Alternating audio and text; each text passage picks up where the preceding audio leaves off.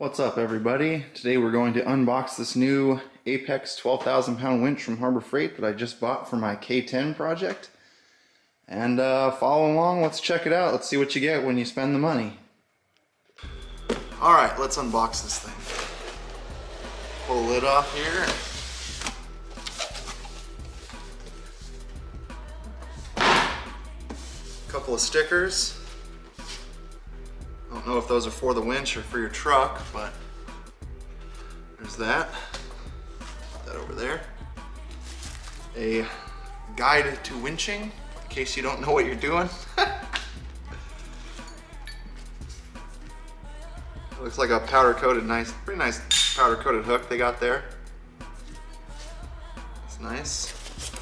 Little safety strap for it. It's a cord for your winch controller.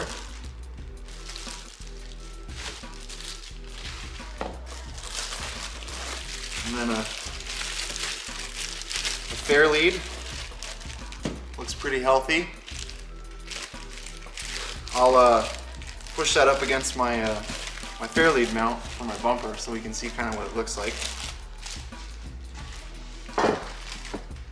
Now to get to what we really want to see, the winch.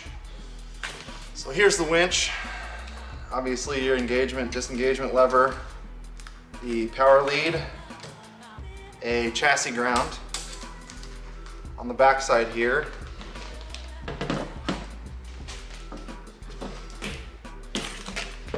looks like that's going to be your ground for the motor right there. In a pretty decent spot. Flip it around one more time here.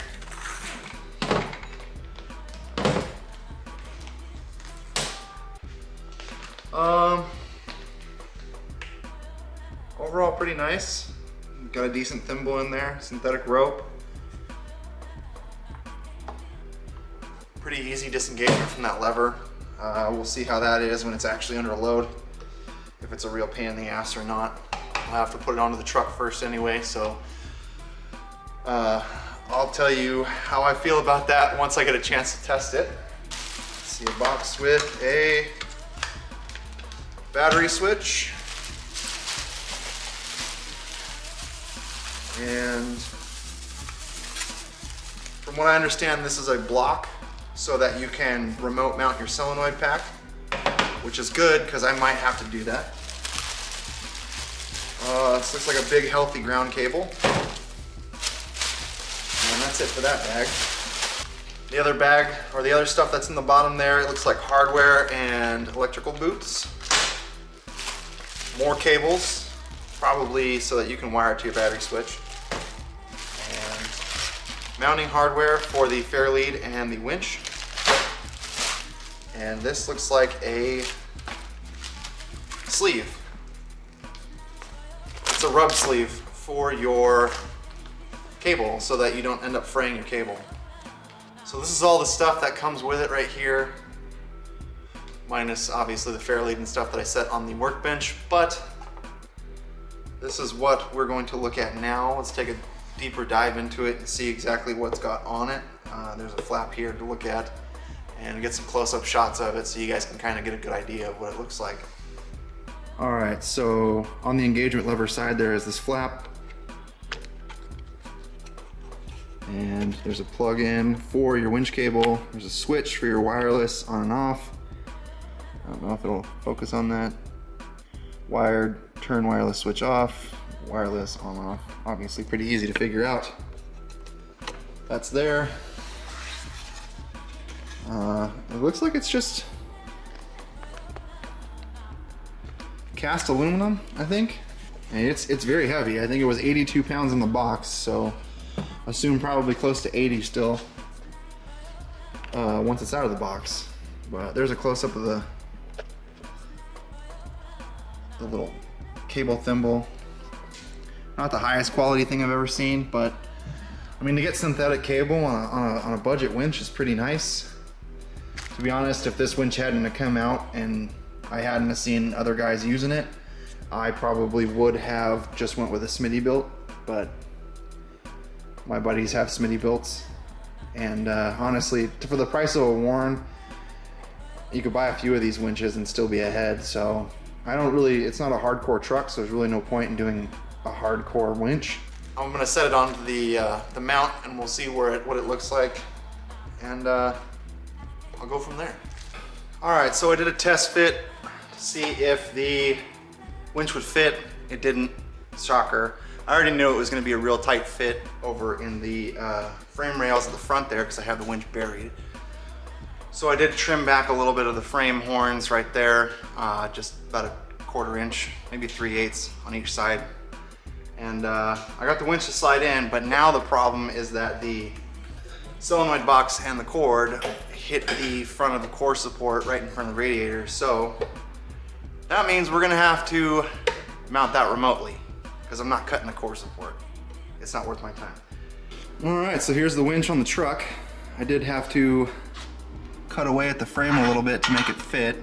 You probably won't have to do this if you're just mounting it on like a regular bumper mount for a TJ or something, but because I wanted to bury this winch low in the truck, move that chair, that is nice and snug in there.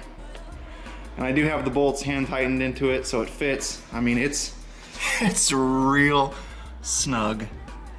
Like, oh Billy. So, yeah, she fits. That's where it goes. All right, so the removed solenoid is huge. So with the case on it, it's fucking massive, and it's not going to fit where I want it to fit. So I took it apart because who cares? I know what I'm doing. Either way, you have to pull these plugs out. This is your wireless box, and that's obviously your solenoid. So that's just, you know, 2 screws mounted to a piece of plastic. This is where your cable came in right here. Your big heavy power cable, and then the ground strap went through that. And that's the case right there. So there's really nothing actually making it waterproof. And so I figured, well, what's the difference? If I remove these big tabs and I just put everything right onto the solenoid, I can have it mounted right onto the core support, hidden, but still close enough I don't have to worry about extending cables, and it won't be in the way. And if I decide to, I can always rig a switch inside of the cab so I don't have to worry about getting out, plugging in a remote, you know, the usual stuff, because it's really easy to just do a 3-way switch, momentary switch right in the dash that will go in and out with the winch, which is always a nice backup in case your controller gets broken. So here's the switch, pretty basic setup, on, off, on, momentary. I had this from an old truck that I did a PTO switch on, but I kept all this stuff. I had to extend these blue and red wires. The one red one goes to this brown here. But yeah, I mean, it's pretty easy. This is a double pull, double throw switch, but you don't necessarily need that. You could do just an on-off on momentary switch, because all you're doing is feeding positive power to the solenoid. So in this case, it would be the brown wire or the blue wire, and then you would connect them onto here, and your middle is going to be your ground, and that's how you would select which way in or out on the winch. That way you don't have to get out, play the controller or whatever, you know, and you can do it while you're moving forward. I mean, yeah, you could just throw a controller over, but why not make it easy and not have to pull your controller out every time? All right, so here's the winch all mounted up. As you can see, it's pretty low and tucked in there nicely. I got it all connected and ready to rock. The cables go over here to my solenoid, which is nicely tucked in back there. All the cabling goes up to the battery.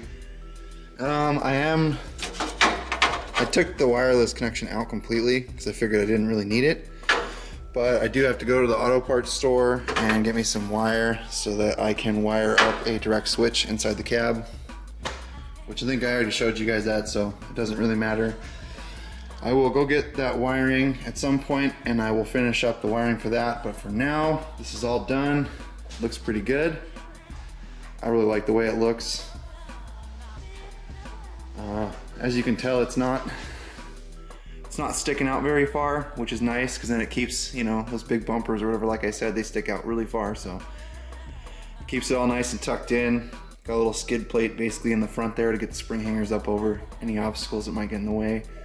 Obviously a bigger tire eventually is going to help, but I don't have those right now, so I have to wait for those. Next on the agenda is going to be lots of stuff. Alright, so thanks for sticking around to watch this winch install / unboxing video. Hope it gave you some information that you can use if you decide to buy yourself a Badlands 12,000 pound winch. So far I like it. I'm gonna go test it out and then have some fun. Take it easy. Don't be a sucker.